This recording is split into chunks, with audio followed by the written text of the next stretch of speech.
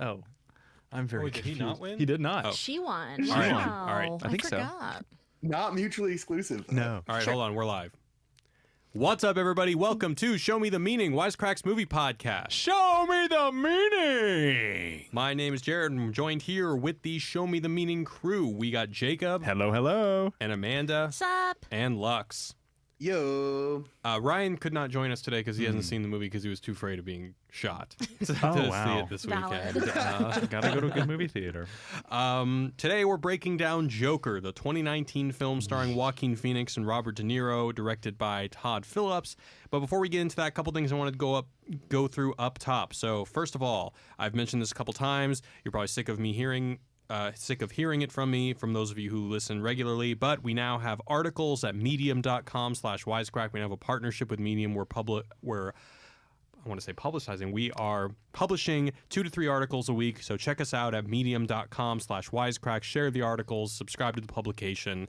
Also, the 4 of us here are doing our South Park podcast. Every week we're covering every episode as it comes out during South Park's 23rd season. It's called Respect Our Authoritas, so check that out on iTunes and subscribe to that. Also, Austin Film Festival. I'm going to be going to the Austin Film Festival. It's happening late this month. I'm going to be doing some panels. I'm going to be meeting other writers. If you would like to meet me there, if you'd like to go to some panels with me, if you'd like to just experience the whole vibe with me, go to austinfilmfestival.com. There's actually a link in the show notes. You can get $25 off a badge using the promo code Wisecrack25. Once again, it's on October 24th through 31st in Austin, Texas. And the last thing I want to mention is that Rick and Morty's coming back November 10th, and we're going to be doing our podcast, The Squanch. So search Squanch on iTunes. We're going to be covering every episode just like we have the last season, so be sure to subscribe to that.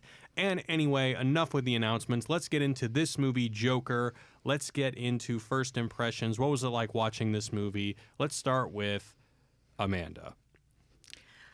Okay, so Jacob and I saw it together, and I don't want to steal any of his reaction, but we were spooked. I really was not expecting to like it. I'm not like a huge comic book nerd. Not that there's anything wrong with being a comic book nerd. I'm just not. And I really actually super enjoyed it. Cinematically, I thought it was completely compelling. I wasn't bored a single second. And I also think it might be bad for the world. I don't know. I'm really I've never been this conflicted about a movie. Cool. Wow. Jacob? Yeah, I was terrified, spooked, in a way that most movies don't haunt me. I watch scary movies all the time. I like them. I find them kind of pulpy and fun and silly. This was like was really chilling for me. I think I told you that after I saw it. Amanda and I probably took like 30 minutes, maybe an hour to calm down afterward, where I felt there was a couple things that felt super imminent. It didn't, most big movies feel like the big problem, the world's going to come to an end. That's going to happen like in the far future. This felt like it could happen in 8 weeks. And then like watching crumbling Gotham looked like my street that I live on. So it was very imminent, and then it was very spooky to watch a character like that unfold and to see the rallying and excitement from the people around him. And I just felt like, man, I felt truly haunted psychologically. I just felt like it was a true spooktacular. So I was horrified, but I thought it was a beautiful movie, cinematically fantastic. Also not a huge comic book person, but found this to be like the movie that was the crossover movie. I loved it. So I thought, yeah, A+++, great job, bravo, Todd Phillips, but also scary. And Joaquin Phoenix. Yeah, I wonder if having less adoration or less investment in comics, or specifically the Joker character, is actually a good thing going into this movie. Because, I want to let Lux go first before I give my opinions. Go for it, Lux. I had a real different reaction than you guys to this movie. I had like a tripartite reaction to this movie. There's like 3 versions of this movie that exist in my head at the same time. There's like, this movie is just a piece of cinema where it's like a C+, like it looks great, the performances are good, the script is garbage. But it's like, it looks good and the performances are great. There's the socio-political version of this movie, which is just like pure dog shit and like incoherent nonsense. And then there's like the version of this movie that's a satire of people who give a shit about the Joker. which is like A++ to me. Yeah, I don't think like, that I don't think that that. one's in there, but go ahead. I don't think it's on purpose, but there's like you don't even have to squint that hard to see that in the movie. And I can talk more about why later, but like The mask. I found this movie to be so fucking funny. I thought it was. I mean, I laughed throughout the movie, and Just totally so different. I Yeah. Yeah. left laughing. Wow. Yeah. Were other people in the theater laughing, or were you the only one? Me, my friend Rory, who I went with, and a few other people in the theater also seemed to find it very funny. I think I would have been annoyed if people were laughing Yeah. in the theater. It would have totally killed it for me. Yeah, I well, mean, I just thought think the movie was a big fucking joke. Like the theater experience, I think, is important because I had a hard time staying in it, Yeah. especially. You had someone next to you, like on their phone or something. Yeah, someone next to me was on my phone on their phone the whole time, not on my phone. That would be really weird. so weird. Oh, Jared, I think you have a nice picture. Yeah, they were on their Truly, it was phone the the whole time, Joker. kept taking me out of it. I'll start with the good. I'm wishy-washy on this film. I have very mixed feelings, and there are times when I think about it and I really appreciate it, and there are times where I don't like it. And I think the times when I don't like it is when I start considering it in the context of it being a Batman film / comic film. Let's start with the good. The good, of course, Joaquin Phoenix. Doesn't even have to be Yeah. said. He's so good in everything that he does, and especially when there's a dark role, he always comes and he nails it. I like the idea that this movie is kind of looking to elevate the comic book to a cultural myth that can be gracefully molded to socio-political questions of our era. I like that movement for comic book films, and so that I like about this movie.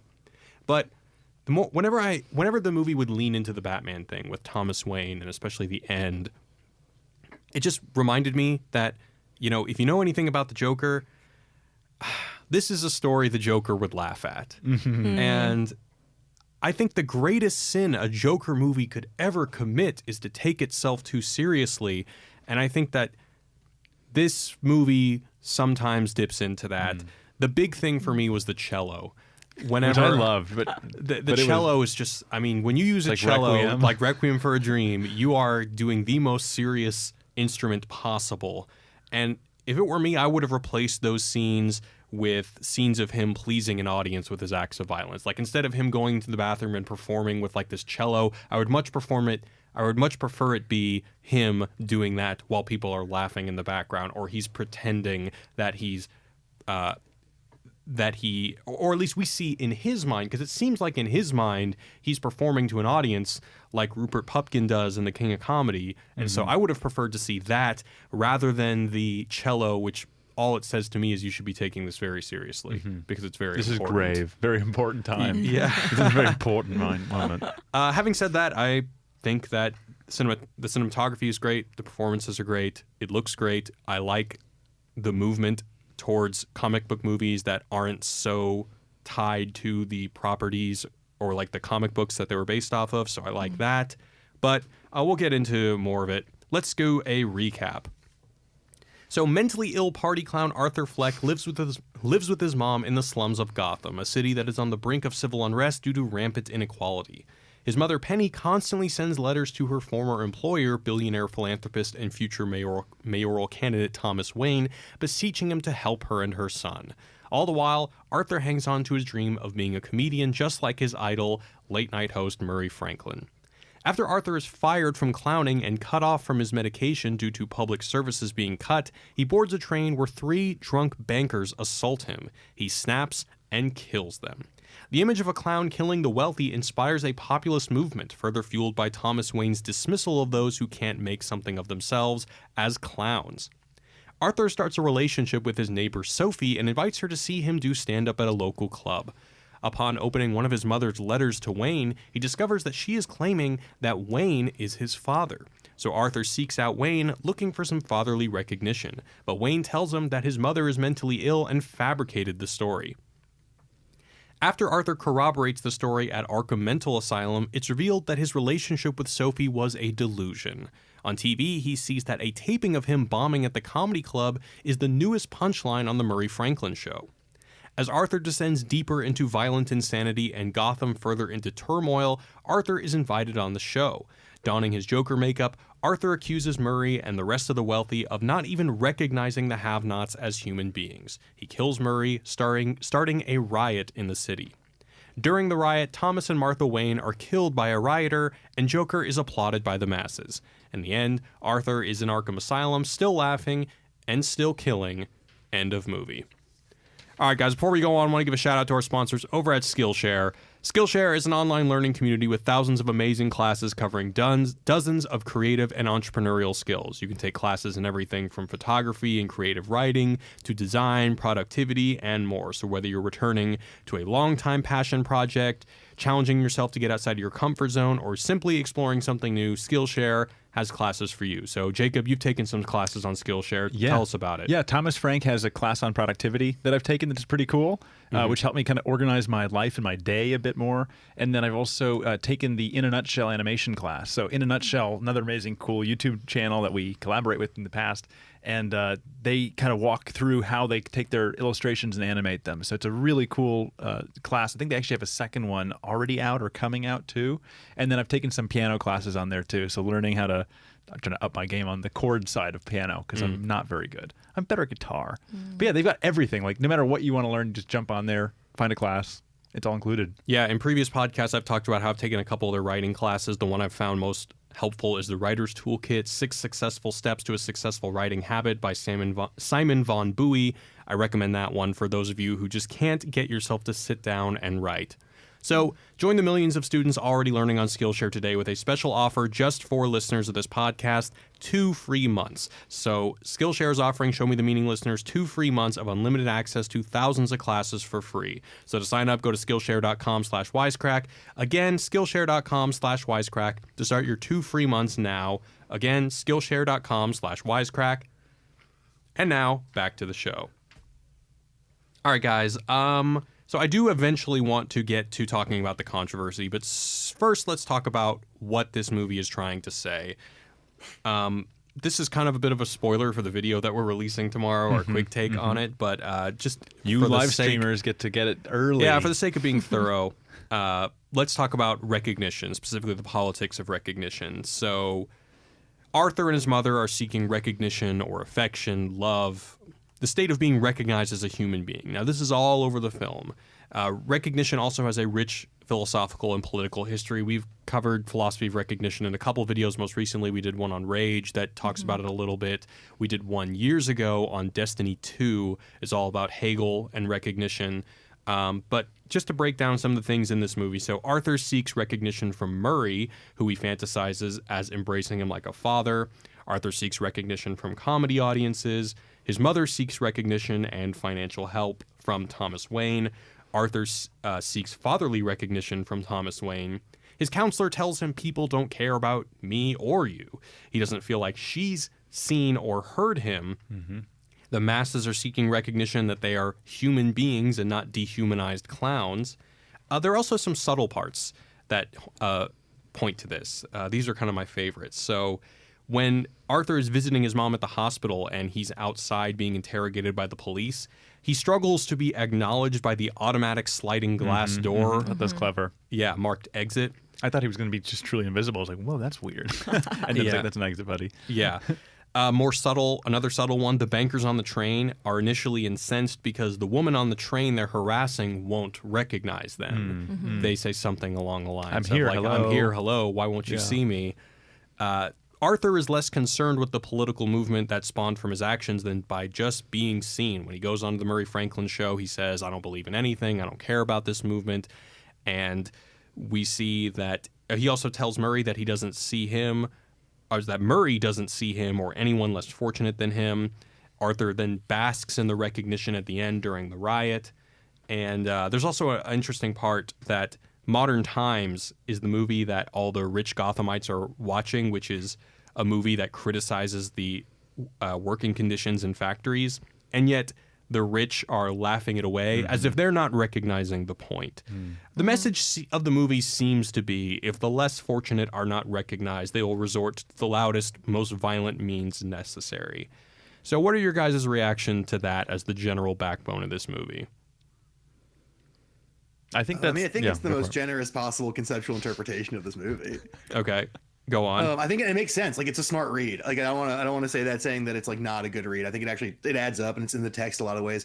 I just think that like the movie, the movie doesn't really have a coherent ideology or message, really, in a lot of ways, beyond the idea that like people want to be seen and heard, which I don't think is nothing. And I do think that that is very present, but it doesn't make an argument about that question. Do you know what I mean? Well, it just sort of says that it's there. I mean, or in the if sense it makes an argument, that it makes an obvious, self-evident one that's borne out through history over decades.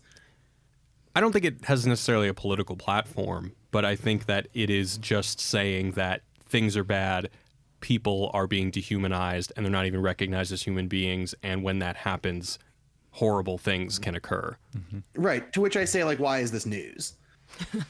Right. Like, that's been true forever. Yeah, I mean, but there are plenty of movies that have themes that are not necessarily novel and things that are unique to today. I mean, the Marvel movies are about fathers and sons. That's something that's been a theme throughout. That a movie be pertinent to the status quo, but like Jacob, like sort of what Jacob was getting at when he was giving the description, right? Like that there's this idea that this movie is like present in time and this could happen 8 weeks from now. It's also going to happen 8 weeks ago, right? Like there's nothing unique to this moment that makes this a thing that people need to hear about. And so I think a lot of the like degree to which I think it's a really good coherent read of the movie, but I just think the movie falls flat in this kind of way of like, it doesn't do anything interesting with that idea. It just states it. You know what I mean? Like it doesn't get my juices flowing ideologically or like intellectually because like it's just saying a thing that's true. Well, it's hard to do that when your main character is an antagonist, somebody that you don't want to redeem in the eyes of the audience who knows of the Joker as somebody who kills mercilessly and who is not a role model. So I don't really... If they had done the movie the way you were talking about, or you get rid of some of those cello scenes, I think they could have done a really good job of tying and then separating the Joker from the socio-political context, which would have made this much more interesting to me, right? Right, like we could be sympathetic to the masses without being sympathetic to the Joker. Bingo, bango. Yeah. And I just think that would have been like a much cooler movie, right? Well, he doesn't care about politics.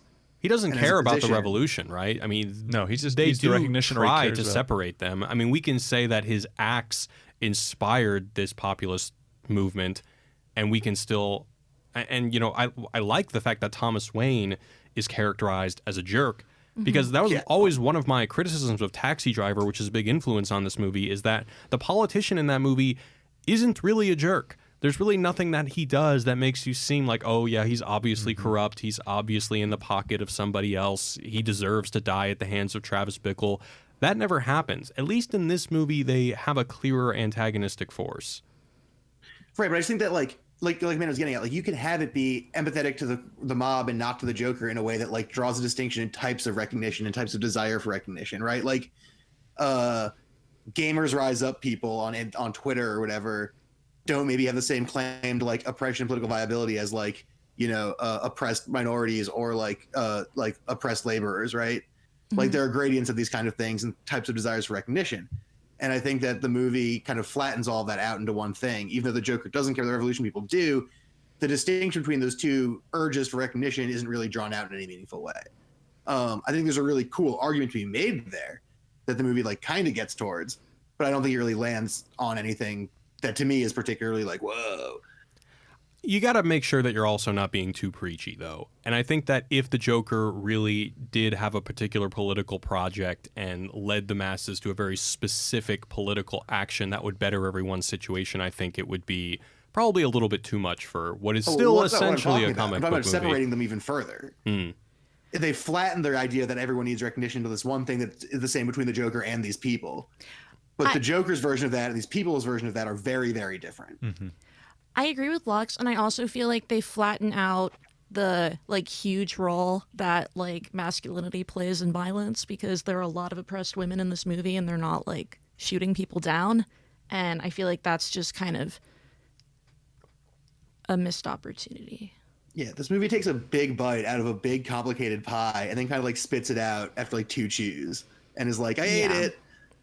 Yeah, I think ideologically, yeah, it kind of fails. Because I didn't feel it like very pressure. Like I think Amanda and I both walked out of that saying we didn't think a lot during this movie. We were really just feeling it as a mood. Yeah, for sure. And in terms of that ability for it to sort of haunt you. I mean, and again, I understand what you're getting at, Lux, but I just don't think that it's not sort of a particularly unique or fresh or new take, but it's just sort of reflecting on the theme of everyone wanting to be recognized, and they're accidentally finding a new role model or symbol or leader in this revolution.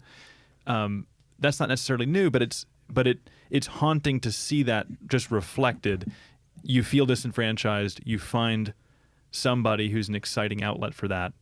That is a haunting thing to see unfold, especially as we're so intimate with the Joker throughout the movie. To know what his real source is the fact that he's not masterminding, that he's not particularly smart. He's not like really. We talked about this. He's not really planning out what's going to happen or unfold, and yet he becomes a very, very important symbol. And that part feels scary. So it was more the emotion that we walked out of that thing feeling haunted by how that could happen, and it tapped into this universal, long human need for revolution and need for breaking through the oppression that these characters feel, including the masses. So that was the piece that ultimately was like the most haunting to me, without even getting too intellectual about the plot or about what it was doing or not doing right, but more as just a film, as something to reflect on. It felt like, wow, it really took us there emotionally.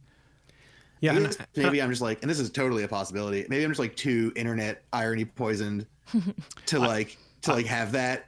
Like that all seems, again, like that just seems like what you see if you look at the news.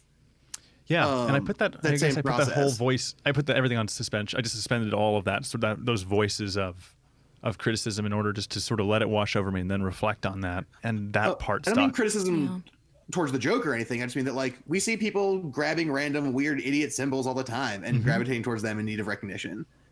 So just the fact that the Joker did it as opposed to like real guys. Yeah, I haven't seen it dramatized in a while. Usually you see a character who's a symbol of revolution, being the empathetic character, being the character that you're rooting for, a Che Guevara type, or somebody who's going to fight this revolution for you, and they have an ethos, and they seem to really be driving toward a revolution that's going to help people, or at least be their representative. And here you're seeing how that can go wrong in a dramatic version, and that was what was scary. Yeah, I guess to the flip to that is also that like I'm big into the two Scorsese movies. This movie is ripping off pretty clearly, which both just make that argument in like way cooler ways, I think. Yeah. So maybe I'm just like, well, it's no King of Comedy or Taxi Driver, so meh. I'm really interested. I'm surprised to hear you say that you like Taxi Driver, because I've seen Taxi Driver 3 times now. The first time I saw it, I liked it, and then the second 2 times, I liked it less and less. And now other than the fact that it's a great performance and that it's shot well, I don't see the appeal of that movie. I feel for like me, Taxi Driver does exactly what Jacob's describing the Joker doing. Does he become a symbol? Like a huge, exciting symbol of revolution? It traps you into a mentality. No, I think becomes that's a little psychologically. bit like, I mean, well, at least he's maybe arguably imagining himself as like a symbolic like a hero or yeah, exactly. I feel like it more is iconic because of the time it was released in. Like, I think people just weren't that used to compelling anti-heroes, and it was like super new in that way. I don't know if it would stand out as much if it was released now. But Travis Bickle is more about, I'm going to clean up the streets. It's not about how the people who are pushed on the streets are victims. It's the fact that these people are trash and they need to be eradicated. Like and then if he arguably imagines himself as this hero who took it upon himself, this vigilante, to clean up the streets, it's still different than Joker, which argues that these people are living in squalor, and because they've been put there by the rich or the fortunate that won't even recognize them as human. But let's talk more about these allusions, because there's a lot of allusions to a lot of films that all came out between roughly like 1974 and 1982 or something like that. So let's talk about Taxi Driver. So off the top, obviously mental illness. Both Arthur Fleck and Travis Bickle are mentally ill. There's the whole thing about the city that they inhabit being a shithole. They're both seeking recognition by a woman that they love. There's a fixation on a politician, and I already talked about this, how Thomas Wayne is a little bit more of a dick in this one than the politician in Taxi Driver. And then there's the thing where the last thing that we see Travis Bickle do after he kills the whole room of the whole prostitution ring or whatever, he puts the finger guns to his head and goes, Yeah, we see which that. is we see that a whole bunch of times. It's the first thing Sophie does when they're in the elevator together. And I never really attributed any meaning to that gesture. And I think in this movie, it's more of like a sense of, hey, identify with me. I'm going through hell living in this city, living a life in poverty, fuck it. Like, whereas with Travis Bickle, I still don't know what it meant in Taxi Driver. It was a good shot. It was a good shot. Yeah. I feel like I took it as like his hatred was ultimately for himself. Like he killed all these people, but ultimately, like what he was really trying to kill was the part of himself that he hated. Was it the part of himself that wanted the young prostitute? Maybe I didn't think. Yeah, I buy that. Interesting. Just theorizing on the spot. Oh, Lux left the call accidentally, so he's going to join back in. Oh, Just so we're aware. But this, I was saying, it's going great without Lux on the line. Just kidding, brother. but Yeah. more to the score. Like even in Taxi Driver, we hear more jazzy tunes as he goes through New York in this sleepless Yeah. days. It's such a mood. Which worked on me the first time, and I just But I hated can't that say. movie. I really Yeah. don't like that movie. neither do I. It's just not a likable character. It's so gritty. But it's probably in a similar way that it's just like it's an emotion, and I don't know if it's not probably produced to be liked, kind of like a Lars von Trier movie. Yeah. It might be Yeah. produced to be despised. Or Which- like Antichrist. Yeah, Oh, like I Lars love von Trier, Antichrist. See, I love Me too. Antichrist. Well, so do I. Oh my god. But I hate Melancholia as an example. It's like a movie that fucks with you so bad that you just don't even want to watch it. Like you just hate it so much. Yeah. Yeah. Oh, back. Hey, buddy, welcome Hey. back. Up, missed you. That was the weirdest shit in the world. Anything you want to add about Taxi Driver before we move on? Yeah, just that I think the comparison with Taxi Driver, and we get at this in the video, is that like it's a story about recognition, and it's like Jacob said, it's this filmic experience of being like lulled into a psychology, right? Yeah. And that's like what seems to be the impressive part of the Joker in both the accountings Amanda and Jacob are giving, and like for me, that's what Taxi Driver does. Yeah, and that's right. I feel like you might almost feel like you want to wash yourself of having watched Taxi Driver because it just feels so gross. Like Yeah. the whole Yeah. the jazz and the grittiness of the film stock and the character and what he's doing is all just disgusting. You know what? Maybe it's because of Von Trier that I'm now desensitized. That Scorsese, Yeah. 70s Scorsese, doesn't do it for me anymore. You need Von I need Trier. something much Something harder. way more fucked up. 2010s Von Trier. Yeah. Yeah. Also, like the other piece that I found was very fun was that because you're so intimate with Taxi Driver and you're so intimate with the Joker, we just hadn't spent this much time with him before. So for someone like me and Amanda, who are not huge comic book people, Yeah. we're not that affected or that influenced by the Joker over our whole lifetimes. Yeah. Like just to spend that much time with him was just interesting. But you go down that same rabbit hole like Taxi Driver, you're like, oh my God, I really know this person, and the more I know them, the more I'm scared Yeah. of what they might Yeah. unleash, who they are. I don't know. It just sort of, that distance that we have, I think, is actually healthy and probably a big part of why we're We enjoyed so it. into it. Yeah. I mean, also, it kind of goads you into, it really does goad you completely into sympathizing with him, especially like earlier on, like when the bankers start beating him up on the subway, you're like, fuck these guys. And Yeah, that's true. Like, it dares you to be like, I didn't man, think about that. these assholes deserve to die. Yeah. Like, Yeah. I didn't go there that far. no, I'm joking. No, I mean, but it's- I agree with what Amanda's saying. Yeah. I do think that the movie does dare us to identify more with Arthur Fleck than Taxi Driver That's ever true. really does with Travis Bickle. Yeah, because I never cared at all about him, about Travis Bickle. Yeah. Pickle? Bickle. Bickle. Yeah. But I want to transition to the next movie that this Pickle draws from, Travis. which is a movie that I love, which is The King of Comedy. Hey-oh. Yeah, that's a better movie than Taxi Driver for sure. For sure. I think so too. So some obvious ones. So Robert De Niro plays the talk show host in this movie, obviously an allusion to the character Rupert Pupkin that he plays in The King of Comedy, who is the Arthur Fleck character, but he is obsessed with a comedian that is played by Jerry Lewis in The King of Comedy. And another similarity with this and Taxi Driver is the actress who plays Sophie in Joker, who's what's her name, Zazie Bates Something like that. or something like that. She looks very similar to the love interest in King of Comedy, who's played by Diane Abbott, and she's actually also in a scene early in Taxi Driver as a woman that Travis tries to hit on. There's also the whole theme of recognition, that Rupert is seeking recognition from Jerry Lewis's character as well as the comedy-loving audience at large. he does end up getting on his favorite talk show. In the case of the King of Comedy, it's because he blackmails his way on there.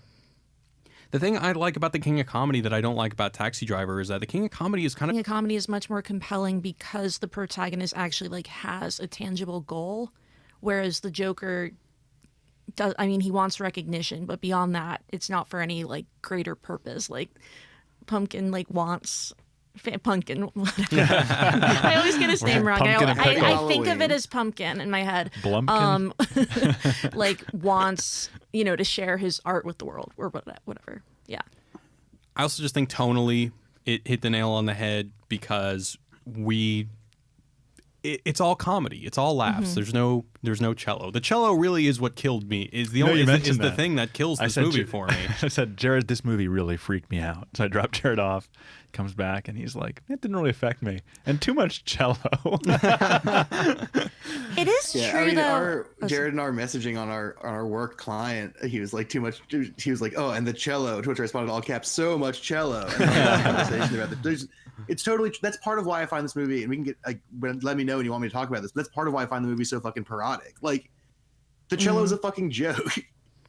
I don't think that it's meant to be a joke. Yeah. No, at least to me, it reads like one. Like, so much of the movie is so heavy-handed, the type of thing it wants to be. Do you know what I mean? Yeah, like, I think you're just giving live in a society meme. Yeah, I don't know. I think you're giving it too much credit.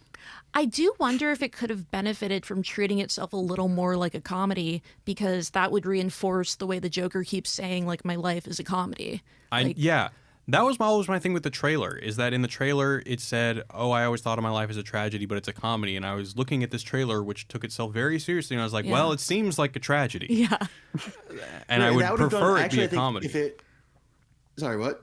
I was going to say, and I would prefer it be a comedy. Yeah, maybe that's part of why I'm reading it this way, is because it's all I fucking wanted was for this to be a goddamn comedy. But like, if there were like more comedic elements to this movie that felt more intentional or like less dry, depending on how you want to read it, like then I think a lot of the stuff I was talking about before about distinguishing recognitions would kind of resolve itself, right? Because you'd have these people in the streets like taking this shit very seriously, and then our perspective as Fleck's perspective as like it's all a big goof, would have drawn like a really hard line distinction between the two ideas of recognition, right? And I think that would have made both the drama of the movie and the ideology of the movie a lot clearer and more interesting. Right. And also it would have been more fun to watch because there'd be fun goofs. And that's another thing that his mental illness, the nature of his mental illness, kind of adds to, is the fact that whenever he's laughing, it's not necessarily because he thinks anything is funny. Whereas if he was laughing because things are funny, then we would be able to draw that distinction more, because then we know he's not taking things seriously, but it's just a compulsion. Mm-hmm.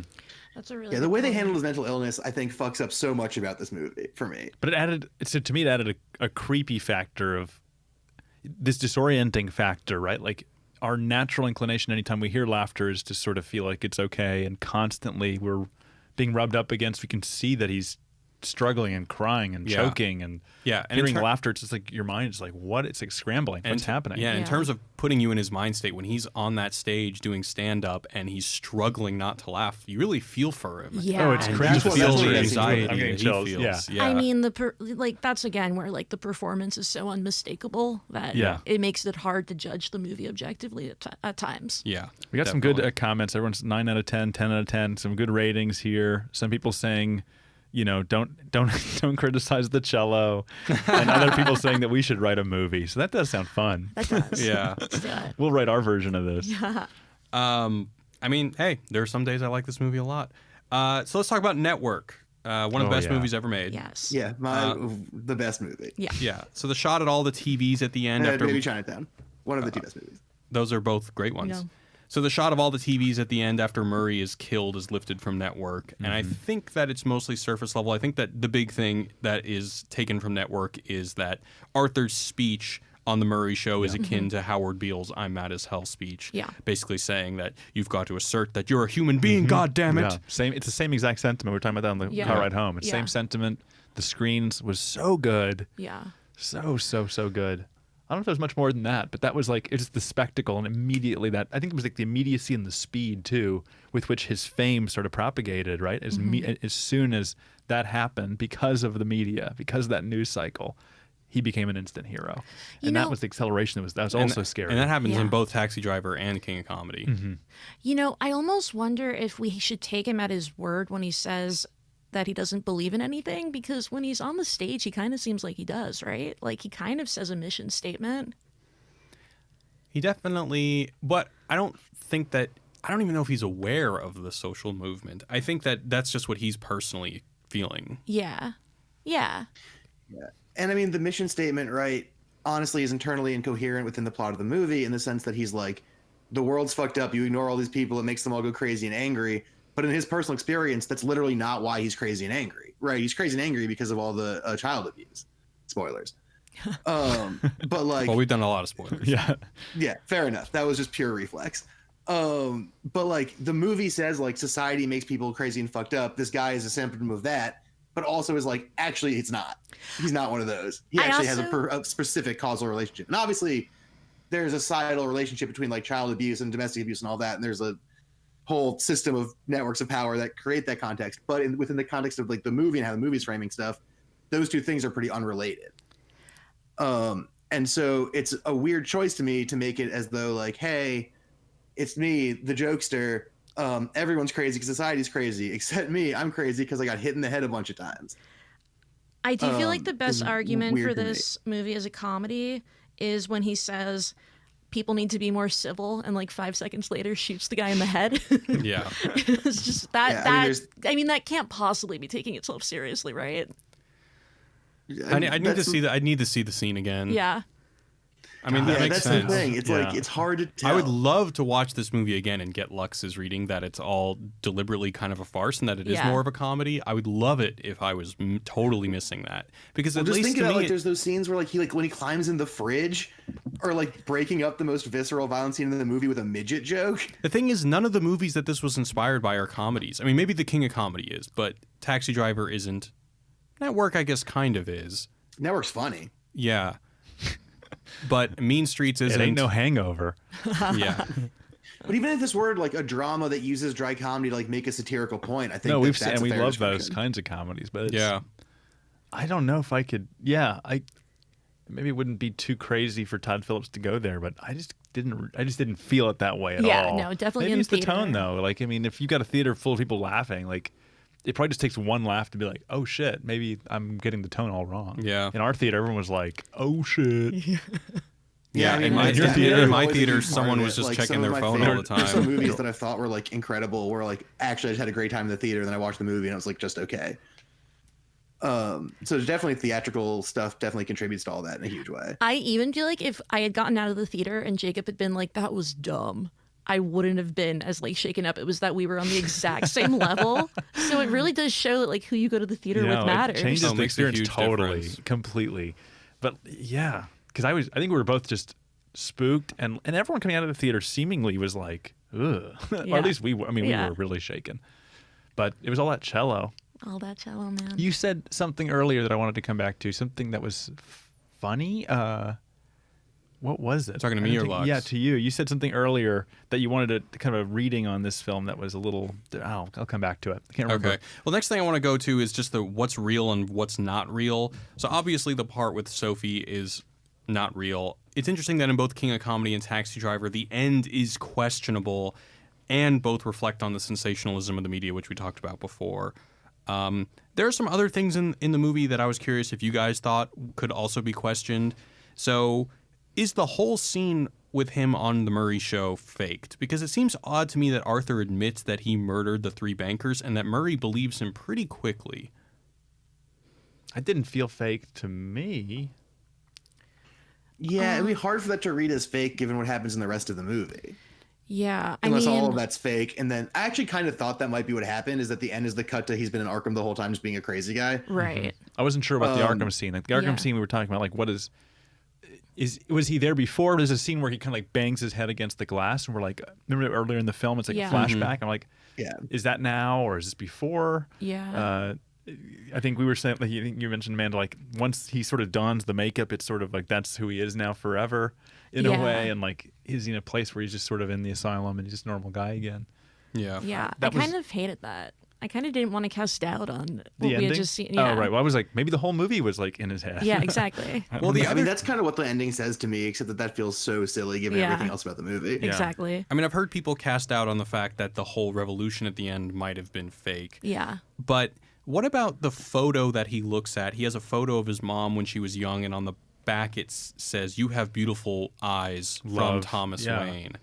So are we meant to believe that she put that there, or that someone wrote that and forged his handwriting? Is it not actually his handwriting? I mean, because I think that we can all agree that somebody who's really, really rich and powerful can have somebody committed to an insane asylum if they don't want some kind of story getting out about a bastard child. Mm-hmm.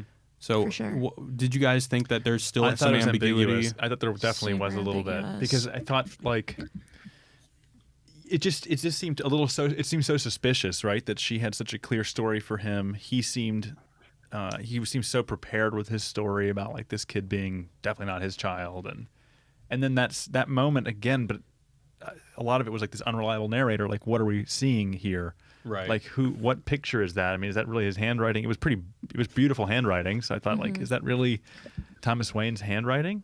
I don't know. Yeah. I wasn't sure if she could have done that as her own little fantasy.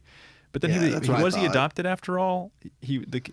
But I don't know. I mean, I guess if we just assume that the rich and powerful can do almost anything, we can say that they can also Say that forge he was- those documents that say that he was adopted. Right. Right. Like between his delusions and the degree of power Thomas Wayne wields, it's like any of that shit could be fake.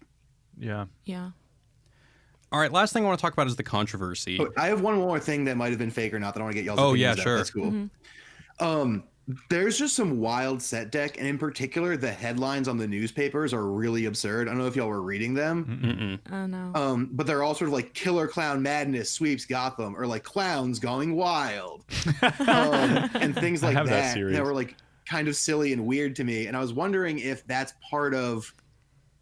I mean, to me, that was part of the whole. It's a big joke, but also like maybe that's part of the whole delusion, right? That he's like creating this narrative around himself, and making it the news in his own mind. If that makes sense. Well, interestingly, the news clippings at the end of Taxi Driver are likely fake. Yeah. I think that it's more than likely that they're fake. I don't know. I mean, it could also just be that Gotham is a shithole and the media is super sensationalized. Yeah, totally. The other thing that felt fake to me, but probably was just like a weird piece of set decoration, was I don't know if y'all caught this, but during the riots, one person appears to be waving around a chair from Pier 1 Imports. Nope, didn't Like one catch of those that. like stitched Definitely like missed fast that. chairs. Do you think like the whole movie is a commentary on like the line between comedy and drama or comedy and tragedy? Because the laughing is sort of on that brink and on that line. He's a comedy director and he's directing a very That would be a masterstroke if that was what he meant to do. I want to have a movie where half the theater Thinks it's wants hilarious. to cry and half of the theater is laughing. Like If- it really could be, and maybe this is just like the way that I watch movies, which is so hyper attentive to like technical detail, unless the script like really sweeps me off my feet, which this movie did not. I just feel like I direct film and shoot things all the time, so like that's how I think about movies when I'm watching them. And so watching it that way, there was just so many like little goofs and weird things about the design, the decoration, cinematography. Which again, the cinematography was excellent. gorgeous. Gorgeous. And if there's one thing every other superhero movie except for Thor Ragnarok can take from this movie, it's that you're allowed to use fucking colors in your movie. Because this movie used colors to excellent effect throughout. So I watch movies that way, and that becomes in my head. And like looking at it that way, there was just so much weirdness and like the disjunct between how colors and cinematography match the action, or like weird things in the background and all this stuff. And that's maybe part of why I think this movie is like a goof 'em up, because there's all this weird stuff happening like right behind the thing, like kind of Kansas City Shuffle style. Like you're looking over here, but all the weird shit's happening over here. But that's the balancing act again of comedy and tragedy. Even like the gun, like the faux gun shooting thing. I mean, she's using it as a complete joke. He's not thinking of it that way at all. And when he does the same symbol, it becomes terrifying. Or even the The joke, misinterpretation. even the jokes that he tells on the Murray Franklin show. He says, "Knock knock, who's there? It's your son who's been killed in a drunk driving accident." Right. Ha ha ha. Yeah, Yeah. classic. Yeah. His It was jokes so are good. fucking nuts. Yeah. So this is the part that I wanted to get back to. Was you said that anyone who's a big Joker fan would look at this and say this is a joke. Or I What do said you that mean the by Joker. that? Well, because in the Killing Joke, which is pretty essential Yeah. Joker lore, he tells this whole backstory and then basically says, "Ha ha, that was all Yeah. a joke." And it was similarly a very kind of, it was a sad story. And But if you have any ground, you just shatter it. and then we see something similar with Rick and Rick and Morty, in that he gives you some sort of like Sappy sad backstory story. and then rips it out from you, and that's what these kind of nihilist characters like to do. Right. And so I felt like this is just another one of those stories that the Joker would try to bait you with and then rip it out from you and laugh. Right. Like every major modern version of the Joker is so the opposite of this. Like, you've got the Morrison Joker, who's like the only hyper sane person in a world gone mad. You've got the Scott Snyder Joker, who's like this timeless, weird proto being, or like weirdo who messes with history all the time. Like, they're all way more ambiguous in the idea of time and like their position within like the world than this guy is. So this is like a radical departure from all of that. And so even though I'm not like I'll confess, I'm not a big fan of the Joker character generally. Especially the modern ones. I actually kind of like the Joker, who's just like a guy who fell in a vat of acid and now he's weird. But like, I don't love the modern Jokers, but Jared's totally right that this is so, from the idea of like what comics teach us the Joker's about, this is like another story to be shred up and torn up. Yeah, this is just this like, yeah, I don't think you put it better than Jared's. Like, this, in that context, this is a joke. Does he make himself that pathetic in any of his origin stories that he does choose to tell? Yeah, in The Killing Joke, he's similarly so beaten down by Yeah. life. His girlfriend dies. He is a horrible stand-up comedian. He finds out that his girlfriend dies while she was pregnant. Everything just goes to shit, and he just snaps and goes mad. God. It's like one, yeah. But then he's like, haha, that was a joke. All right, so the controversy. So if the movie is saying that the only way to be recognized as human beings by the rich and powerful is by violence, is that a problem? I mean, it's honestly, I've been thinking about that a lot since I saw it, and just the question of like whether art needs to be moral and whether it's literally bad for the world that this movie exists and is going to be seen by everyone in the country. And I'm super conflicted. Like, I really don't know. I mean, I feel I'm super against like censorship of any kind, and like I don't know. I don't know. I mean, I just think philosophically speaking, you kind of have to gradiate these things, right? And you also have to gradiate what constitutes violence.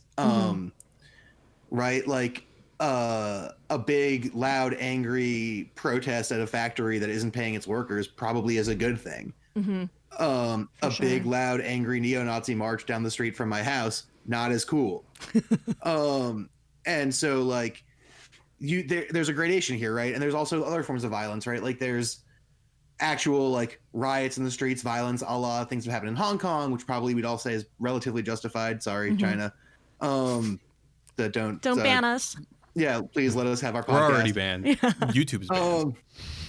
But there's that. There's there's just these gradations of these kind of things, right? That's part of my issue with this broad sweeping idea about recognition and violence is that in many cases historically, this kind of action has been very, very good. Right. And has had very, very good outcomes. It has also been very, very, very bad. And so I think the way people are talking about it as though this is one thing with one shape and we can talk about it in one way is kind of crazy. Because it's like, we say in the video, like this is the sort of political framework that led to like women getting to vote and like black people getting to go to the same schools as white kids and like the minimum wage and like weekends. For sure. Like they all came from the same impulse. You're saying that the same action of revolution, yeah, can lead in two directions or whatever, or any number of directions. An infinite number of directions. And so I think it's weird to say, right, that this movie is telling us a bad thing, that like when everyone gets mad and starts acting mad, we have a huge problem on our hands. It's like, well, not always. I think that was the part that was makes the world a better chilling. place. That was one of the pieces that was chilling to me, was to see the same action that leads to positive revolution, the same idea of assembly and revolution, which can lead in a good place. Seeing it kind of misconstrued and seeing that same mentality and that same kind of everyone rah against for the same cause and coming together but being blind to the reality of who they're praising. That was and what those repercussions could be. That was the part that again felt very prescient and very scary. That was the source of that horror, which was like, oh, wow, I'm observing how that can go. I mean, again, this is not This is not like a neo-Nazi rally. This is not. This is the incentive is coming from a place of, hey, revolution, because we feel disenfranchised, because we want to be recognized, and yet it's it's a scary outcome. It can be a very super scary outcome. Yeah, I mean, I think that's a big thing that's definitely true, and like you see it. I mean, in American leftist activism all the time, like people picking bad role models for their frameworks, right? Like you get, even with the people I work with, like you get like Maoists and Stalinists who like do want to like use riots as a violent tool to like just hurt people. And like that's not cool or politically productive at all. But that is a real problem that does exist, that like you have to deal with if you're going to be like doing political activism. I mean, and I think that's one thing, and I think you're right, Jacob, that's one thing with the movie that did resonate to me beyond my like general frustration with it, was that like it at least understands that like when you pick, if you structure your argument, if you structure your political rally like an arrow, and the tip that you pick is someone gross and bad, the rest has to follow. And it feels like absurd. It's kind of like Life of Brian or something. Like, everyone's following Brian like he's the Messiah, and I'm not the Messiah, and like only the true Messiah denies his identity, and it's sort of like this ridiculous idea of following. Yeah, that becomes haunting. I know we talked about this a couple times on the podcast. Ryan and I are usually on one side, and sometimes Austin's on the other side. But I don't want to put words in anyone's mouth. But I mean, Ryan has often said that you don't censor art, no matter it's not art's job to teach morality, and I largely agree with him. However, I also think that we're all faced with a reality today to where we all know that it does. Like it ought not teach morality, but it does. Yeah, sort of like a moral dilemma of like smoking or whatever. Smoking. And I think that we should be able to recognize that even though it shouldn't teach morality, and then it does, we should still be able to say, even though it does, we should do nothing. And I think that for me, something I think about a lot is our societies. We as a society need to learn how to grapple with the fact that we can recognize a problem and still decide to do nothing about it. So, for example, the example I always point to is there was a study that I heard about a long time ago about how bumper stickers create more road rage. This is a problem we should do nothing about. You're not going to ban a bumper sticker or whatever, or bumper stickers in general, even because we can identify the fact that bumper stickers create road rage and road rage is a problem. We should be able to look at the problem, understand it, and be able to sit with it and understand that there are some problems that you just can't fix, and that you ought not fix. What's happening with mobile devices, like kids growing up with iPads, is that it's sort of like that's a path. You can implement a little technology to monitor that time that you're spending, but we're also in a way saying, I guess, if the option is either ban technology or this is the consequence, it's like we're saying we're going to move forward. Watch Demolition Man. Has anyone seen Demolition Man? It's all about It's all about this. It's all about how Sylvester Stallone wakes up in a society where everything that is a problem, everything that creates a bad outcome is banished, and it creates a society that cannot function when a terrorist comes around, and all the police are ineffectual and the whole society crumbles. And ultimately the film it's like a middle ground. Sylvester Stallone says, you can't just whitewash everything away that's a problem, but you also can't ignore all these things that's a problem. And I think that it's a very wise film starring Sylvester Stallone. Yeah. I feel like I don't know, when I left the theater I was thinking there's no way this movie can make the world less violent. Unless people all walk around saying, oh wow, I might band around and support something that might have something else going on. Or if somebody says, I really need to stay on my meds. Yeah. That would be a great message to take away from this movie for sure. As a known meds taker, I'll second that. Yeah, same. But I wonder, should movies that do somewhat condone violence, or at least make us sympathize heavily with people who perpetrate completely random acts of violence, should they exist? I don't know. I don't think they should be banned. I'm more just did nobody at any point in the making of this film wonder if it was going to make things more violent? I think they probably Warner did. Brothers did some sort of donation. I think I was talking to my friend Mike yesterday. I think they did something to the effect of, sure, we will do. I can't remember exactly what it was, but the studio did something. I mean, clearly, you can't watch this movie at the studio and say yeah, this is a normal. This is like another release. This is just like Paddington Bear or whatever. Like, Yeah. clearly, this movie wishes it was as good as Paddington. That movie's incredible. but yeah, there's like this responsibility, and I don't know exactly what they did with it, but Yeah. I think Well, you're right. I think that a lot of it's- this comes yeah, from it's violent. like a lot of this comes from like a broad scale social failure, right? In the sense that like Jared said, like it shouldn't matter if movies teach us right from wrong because like there should be other things that do that. Right. Right? Like it shouldn't have to be like, someone's gonna learn about ethics from the Joker. It's like that wouldn't happen if like someone was teaching them this shit.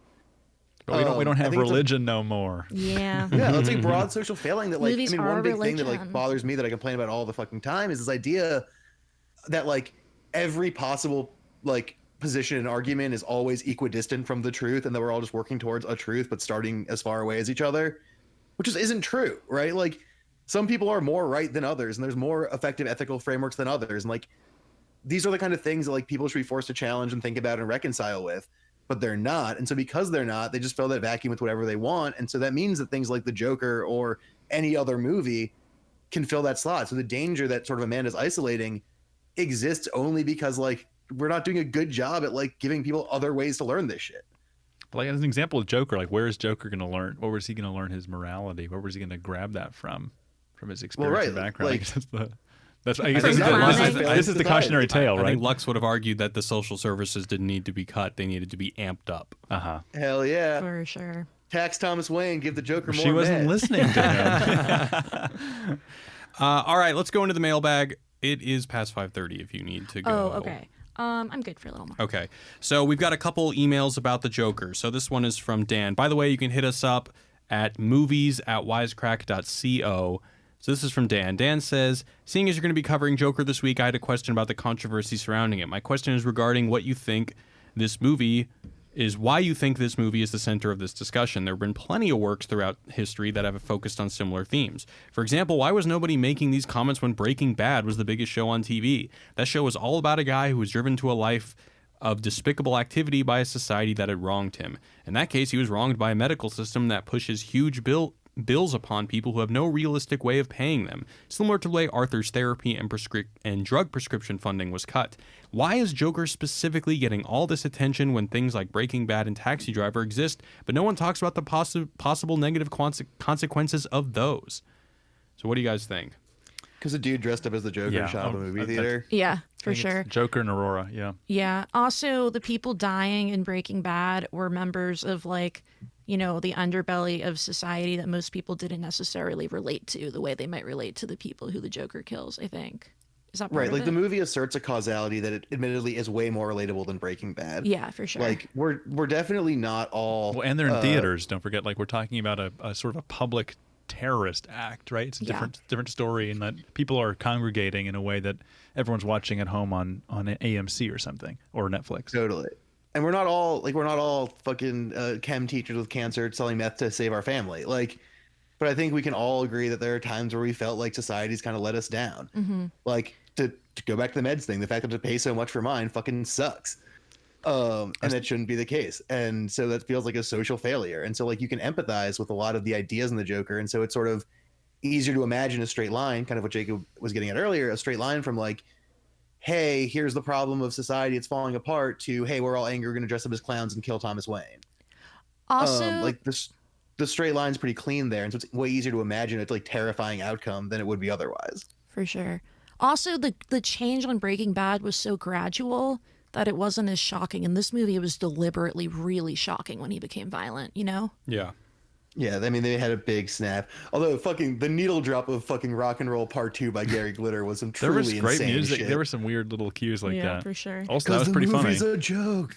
You know, like I said, I think this movie might just be a line about the line of comedy and tragedy. Yeah. If I'm gonna watch it again with that in mind, and if it resonates, I will love the shit out of this movie. I'll be like, this is the most brilliant thing I've ever seen. I get to LA tomorrow night. I will go with you to see this movie. All right, we'll talk about it. All right, this next one is from Brad. Brad says, I wish I loved this movie more, but I can't help but feel it somehow lost its criticism of society failing to save Arthur. It's incredibly sad to watch Arthur's outlook on his already depressing life get crushed throughout the film, but I felt all of that got swept aside in favor of trying to story of tying this story into Batman's origin. As a Batman fan, it's hard to watch the recontextualization of Thomas Wayne into a Trumpian figure, but for this movie, it could have worked had Mayor Thomas Wayne it could have worked if Thomas Wayne was the one to cut funding for mental health services. As it stands, I just don't buy the poor, pathetic Arthur Fleck as either a symbol of revolution or as the criminal mastermind who will one day terrorize Gotham. I thought he'd go through with his suicide plan, and that would inspire someone else to one day pick up the mantle of the Joker. So I'd love to see a sequel where the caring and compassionate have their day, but I don't think that would come from this Batman. What do you think? Would having a brutal capitalist for a father create a Batman who kills, aka Batfleck? Or would the opposite happen, and instead of a fascist Dark Knight, we get a pacifist White Knight? So the one thing I'll say about this is, this is from Brad.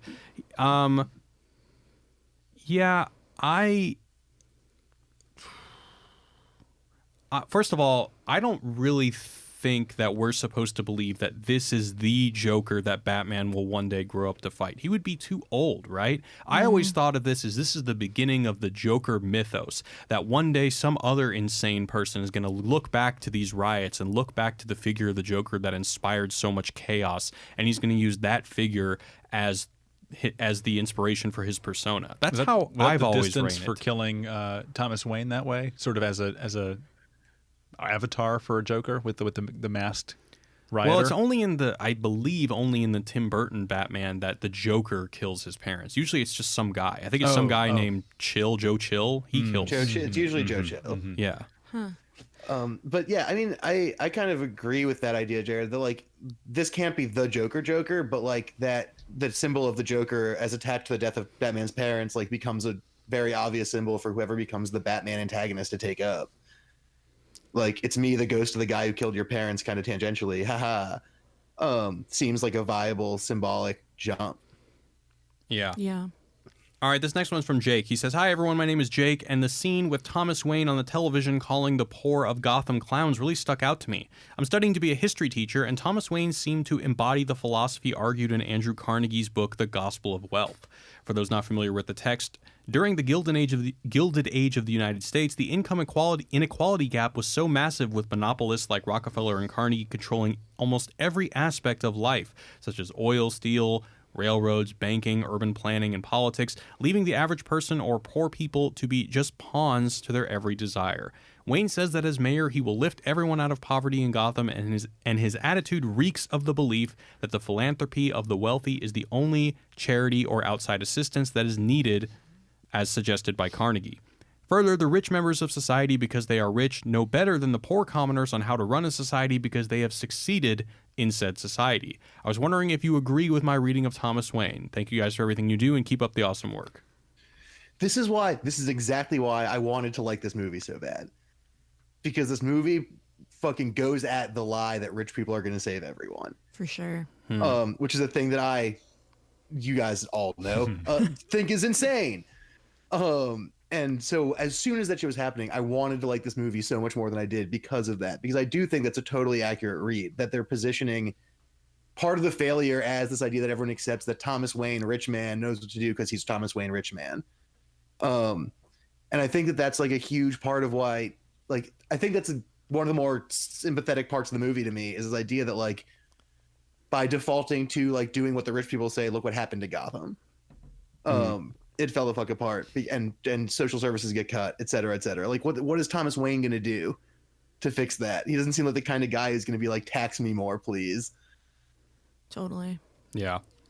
All right, we're going to do one last one. We're going to skip the voicemails, but if you guys do want to send us a voicemail, 213-534-8807 or 21-ELF-HUT-07. This last one is from Martine. He has some questions about Ad Astra, but we're going to skip that. Just focus on the Joker today. He says, "Since it had a great opening weekend, regardless of some bad juju, what's your opinion on what will happen business-wise? Do you think this will open the door for more comic book character studies, or good old Hollywood will just take the wrong lesson and do some gritty spin-off comic book IP? Totally not rhetorical. I, for one, am an optimist that movies throw a wrench into Hollywood's conventional wisdom, and we might see more of this and or Logan-ish takes rather than further insistence on building universes. I certainly hope so. I think so. This movie made a lot of money over the weekend. Yep. I've had some people just in conversation, pitch me ideas on these kind of versions. One of my favorite one was this woman who used to work with us named Siobhan. I'm totally giving her credit for this because this is her idea and it's amazing.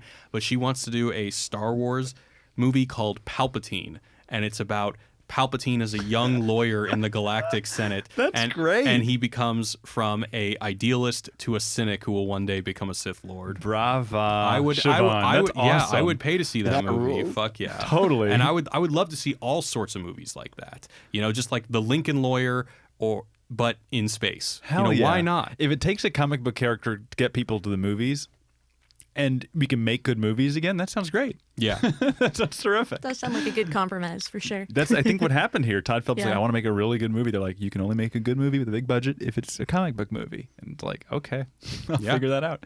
And Logan was terrific too. Totally a crossover kind of movie for people like me and Amanda who we're just more into like dramas. This is really cool and bringing us over. Yeah. Do you think this will have a sequel? Probably not. Like, I can't imagine. Like, will Joaquin Phoenix do another? Like, well, first of all, Oh, do we it think might this- be in the world. I don't know if In the there's world. going to be another one with Joaquin Phoenix, but they might continue on this world somehow. I Yeah. mean, knows? anything's Yeah. possible. And if DC and Warner Brothers have any kind of if history repeats itself there, hopefully they don't screw it all up. Yeah. And like, not continue a great legacy like the Nolan left. Yeah. Yeah, maybe they'll do those. I think you those don't want weird- you don't want this to continue though, Lex, right? You want this to go. No, this is fine. Like I'm not opposed to this movie in like any sort of like intense like serious way. I just think that like I said, I think ideologically a lot of people are making a bigger deal out of it than it actually is. I think it's a fine movie. I think it's very good as a satire if that's what it's trying to do.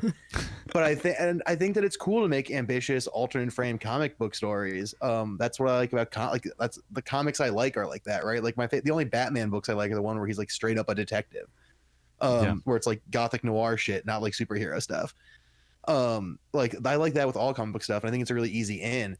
And I'd like to see more in this world because like there's stuff in this movie, like I said, that I really liked. I just like I said, I think that the only way I can really describe it is like this movie tried to like this movie had eyes bigger than its stomach in a lot of ways. I feel and I that. think that it suffers for that in a lot of ways. Hey, But but I- at least it swung for the fences. Totally. Yeah, no, That's true. I respect shouts the to hell out of They that. went for That's it. for sure. It was I mean, bold. look, I'd rather see a movie like this that like tries really hard and biffs it than a movie that just doesn't do anything. Yeah. This was the phantom thread of comic book movies. Hell yeah. Oh, man, right, guys. Phantom Thread is a perfect movie. We are Correct. going to sign off for now. Next week, we're doing the Breaking Bad movie. So that comes out on Friday on Netflix. So until then, thank you, Amanda. Thank you, Jacob. Thank you, Lux, for joining me. And we'll see you next time. Toodles. Bye. Peace. Later. Live from Hollywood, California.